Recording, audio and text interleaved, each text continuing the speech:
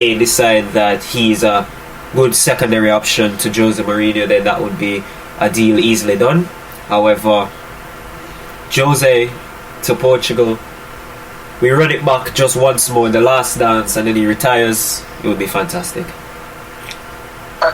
Let's see, because Jose is indeed one of the best managers of our generation, arguably top two, only behind a certain Pep, Joseph Guardiola Salas from Spain and of Manchester City. Moving on from him to a former player of his, and the man I'm talking about is the man that caught form during the World Cup, Marcus Rashford, MBE, food for the poor tettings. Right? Apparently, he may be offered 850k per week to join Paris Saint-Germain, which is absolutely insane. And I'm wondering, why is Paris throwing money at Marcus Rashford? Do you have any idea why they would want that? He isn't even worth 400k per week, let alone 850k per week. I mean, they love him in Paris. They actually do love him in Paris. Nasser Al Khalifa said that he would love to have Rashford on a free, playing him and Kylian Mbappe together, and Messi one season with Neymar. I mean, that would be, you look at that front four, you're saying, oh my god, who's gonna, it's not a matter of skill, it's who the hell is gonna chase those guys. But they are offering big money. He is the king of France, if you know what I mean. I mean, it's twice that he's gone to France, United versus PSG, and silenced the Parisians. So I think, if you can't beat them, join them. That's probably PSG's outlook. And 850 grand a week, that would make him, I think, 5th highest earner, not even top 3. So I think PSG have money for that. They do have money for that. But I don't see him leaving United. No, he's not. There are certain players that you see that they need the club more than the club need them, and his entire off-the-field personality has been skyrocketed by his connection with United. I don't see him leaving. I see the 1-year extension being triggered, and I see them negotiating a new contract, but I don't see him leaving anytime soon. Yeah, that's a similar opinion that I have expressed. Like, obviously, he's a very key player to Manchester United, and I can't see him leaving. His whole personality is centered around him being a Manchester United striker. But moving on from him to one of his teammates, David De Gea, the last remaining member in the starting 11 of that 2012 league winning side, may need to seek a new club after his contract expires. Reportedly, United will not trigger the 1-year clause. United will not negotiate, and De Gea may certainly have to find a new club. What do you make of this, Jackson? Because honestly, I see why, but who will replace De Gea? Well, you have to look at it on a different standpoint. When Erik ten Hag was announced as the Man United manager, the first thing that everyone said was he's going to get rid of De Gea because he wants a goalkeeper who could play up from the back. I mean, you look at Onana, you see he's had Onana for years, so you know what type of keeper that is. De Gea is not that. He's been playing well this season, David. He's been a shock exclusion from the Spain national team. But it was always a thing, as if Ten Hag would actually keep him for the long term. He's on 375 grand a week. It accumulates to about 20 million euros for an entire year. A pay cut would have been likely. We're not sure if they're actually still going to have a change of heart and negotiate with him in the future. But we do know that at this point in time, the option does not look like they're going to trigger it and then try. And who will keep... look at it this way. They have De Gea, Heaton and Dubravka combined wages of about $500,000 a week. Dean Henderson is on a contract longer than a year, so he's on $150,000 a week. Whether he stays or not, that's completely up to him. He's not really one of the favourites of the fan base, and there have been rumours that Ten Hag really likes Diogo Costa from Portugal. Robert Sanchez has sparked his interest. Some have even brought to his attention Ilan Meslier from Leeds. No, but we don't. No, but we don't. We have no clue what Ten Hag is thinking about. He could even go to Inter Milan and say, "I want back Onana." You don't know. You don't know. But for right now, De Gea looks like he's on the outside looking in. Yes, it seems as if it will cause a selection headache for Eric Ten Hag. Certainly, if he can put in the same quality performances that De Gea has been this replacement. And moving on to the last of the transfer segment of the roundup, to a young man by the name of Mukoko, striker, most sought after in Europe right now. What do you make of this player? I'm not too familiar with him. I have heard the rumors and I have seen some footage of him, but nothing too concrete. Does he match the hype? I mean, I first knew about Mukoko when he was just debuted at Dortmund. I think he was 15, and I said, I literally said I'll keep track. I didn't keep track, but I wanted to know what he would be doing when he was 18. And right now he's on the radar of United, Chelsea, Newcastle, every club that basically needs a striker. He's out of contract at the end of the season. His agent confirmed yesterday that no agreement has been made with Borussia Dortmund. Is he the hype? Well, he's no Vegeta, but he is hype. He is a player like that. He can get in behind. He's I could describe him as a younger Sebastian Haller mixed with Mikel Antonio pace. He's very good in the air. He's quick. He can finish, as all strikers are supposed to do. But at this point in time, it seems he wants to stay at Dortmund. Neuer told him to join Bayern. It's all up. I think it will be all up to him. He can make a big move now. He can stay at Dortmund. It's just up to him. Yeah, it's up to him at this point, and we will see more of him. Hopefully, we'll see more of him in the limelight in the future.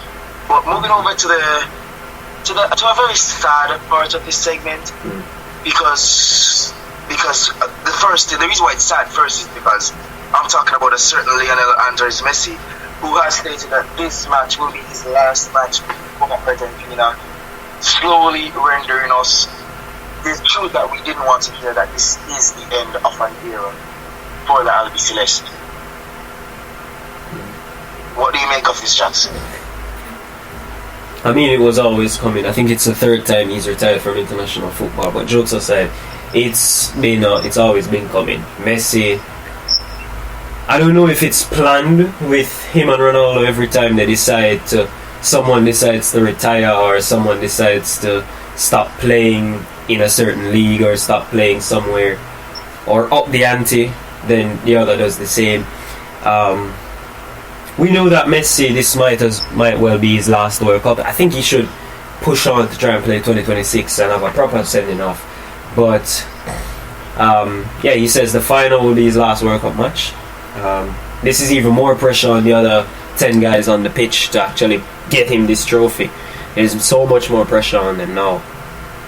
But Lionel's had a stellar career. You can't discount it. He's had a stellar career. He's shown that he's human over the last few years. He's shown that even he can have drop off, so we can't blame everybody. But we are not footballers, we are critics, and we shall critique a player if he scores a hat-trick today and doesn't do anything next game.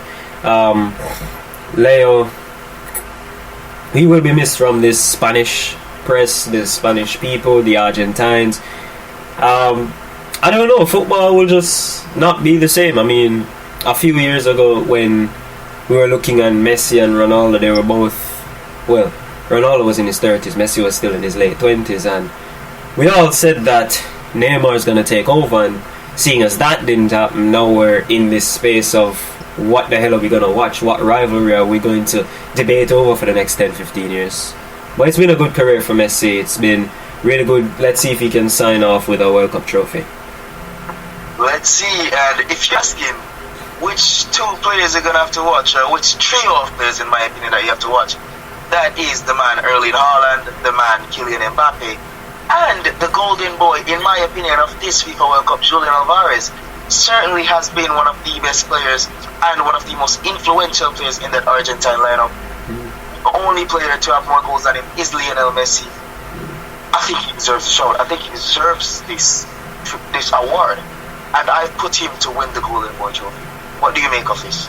Hey, I mean, I didn't even think about Alvarez for Golden Boy. I didn't remember he was that young. I actually thought he was much older. But yeah, he's been a breath of.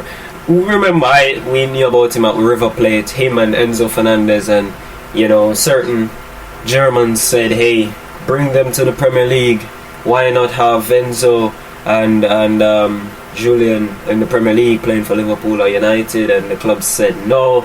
And then they went to other clubs, City and Benfica. No, you can't afford to buy Enzo and Julian unless he goes to Barcelona. He's not leaving City. So for him for Golden Ball, and as I said, I just didn't remember he was that young. I do think Jude could have won it. He was fantastic.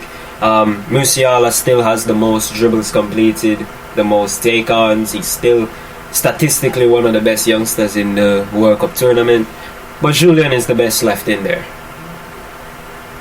Honestly, and from Julian Alvarez to the man, the myth, the legend, Antoine Griezmann, they're saying that for the Barcelona Atletico Madrid situation, due to the crisis at Barcelona, they are saying that they may actually release him to Inter Milan. And it's kind of crazy because he moved from Barcelona to Atletico Madrid to Inter Milan. I've seen this from multiple sources. Do you think this could happen? Like, he's been playing really well this World Cup. Easily the best player in the French team. And he is going to be the one that's leading them in this final. Do you see him getting that transfer? Do you see Barcelona keeping him? Do you see Barcelona capitalizing on him? What do you make of this? I don't see that happening. Barca want 40 million for him from Atletico. Atletico didn't want to pay it. I think after watching the World Cup, they may want to pay it after this, especially since they're going to lose João Felix, possibly. Inter Milan, I think Inter are always dragged up when a team is financially underneath. Anytime when United needed money, Inter was the team that jumped in. When Chelsea needed money, here comes Inter. Inter is always thrown in when a team is broke. So I don't see much about it. I do still see him staying in La Liga rather than moving to Italy. Or we do have Newcastle who are coming up. Newcastle may want some experience in that squad next season, but I don't see him moving in January at all. Alright, with that being said, it is a roundup of this GZ Sports transfer roundup. It's been your boy Randy Savage, Jackson O'Brien. Of course, the World Cup finals will be held tomorrow at 10 a.m. Eastern Standard Time in Jamaica, I believe. Lads, it's going to be an absolutely cracker. It's going to be a cracker. Yeah, any words, Jackson, before we turn off for today? Hey, it's going to be a good final. People who know me know that they won't be able to call or get me or text me or anything from about 8 p.m. tonight until maybe 4 p.m. tomorrow. They will not get me, including you. No one will be able to call me or anything. So we're just going to get ready for this game. We're going to have a reaction afterwards anyway, to the trophy celebration and everything. But hey guys, that was it. Static, we always said about it. It's this evening. And thanks to Pablo for this sweet intro. We'll catch you guys tomorrow.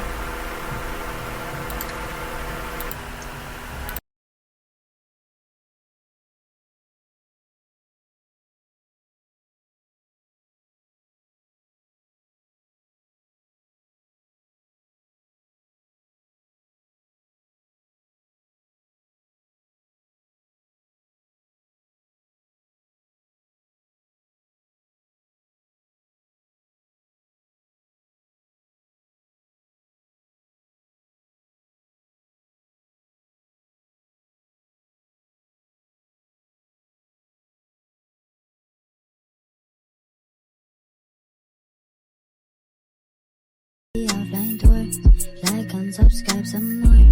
Big Jackson, Brian and Randy Savage, Meta, OGZ Sports. Tune in video offline.